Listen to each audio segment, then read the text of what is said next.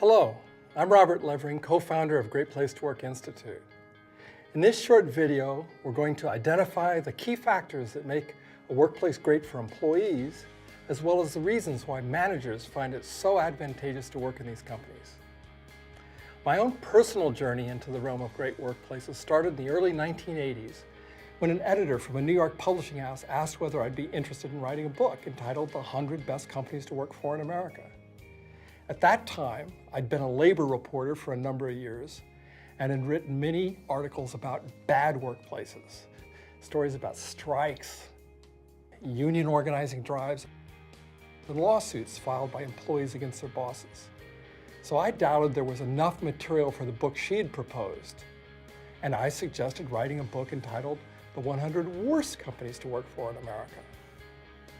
She said, "Sorry, Robert, but we don't have enough lawyers on our staff to publish that book." So, with my writing partner and fellow journalist, Milton Moskowitz, I began scouring the country for good workplaces.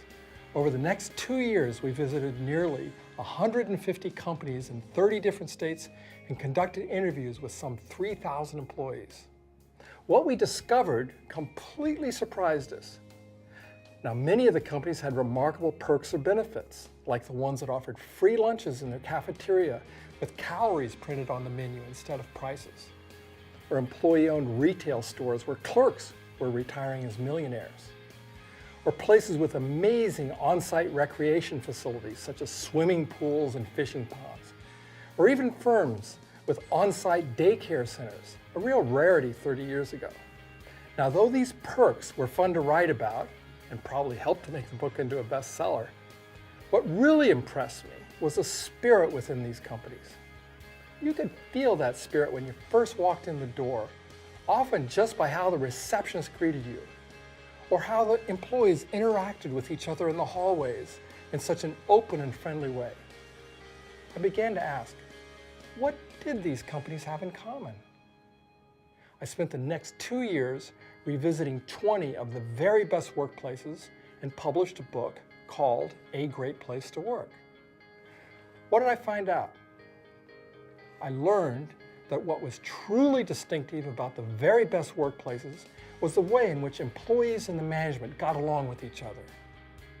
In particular, based on the interviews I'd conducted with literally thousands of people, I observed an extremely high level of trust between the management and employees. By contrast, really bad workplaces are characterized by the lack of trust.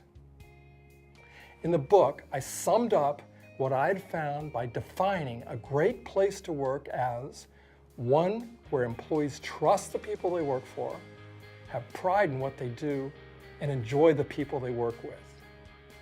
The key distinguishing characteristic was trust.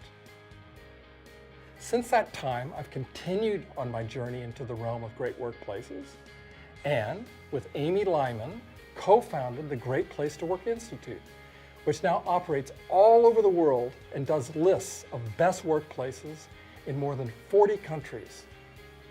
The more we've explored these organizations, the more we've seen that it's not just employees who appreciate working in a great place.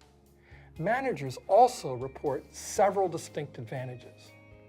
They point to 3 ways in which they are better able to do their work as managers. First, their teams can focus all their energy on achieving business objectives. People don't have the various distractions that come from a low-trust environment, such as internal politics, poor communications, or lack of clarity about goals. Second, people are more willing to give their personal best. When people feel they are safe and secure, they're more willing to give creative ideas. So innovation thrives in a great workplace. And finally, managers say that people cooperate better. That's because people view each other as more than merely co-workers when they trust each other. They often use the term team or even family to describe this feeling of belonging to something bigger than themselves. And they often say they simply have more fun at work. Looking at it from the manager's viewpoint then, a great place to work can be defined as one where you achieve your organizational objectives with people who give their personal best and work together as a team or family, all in an environment of trust.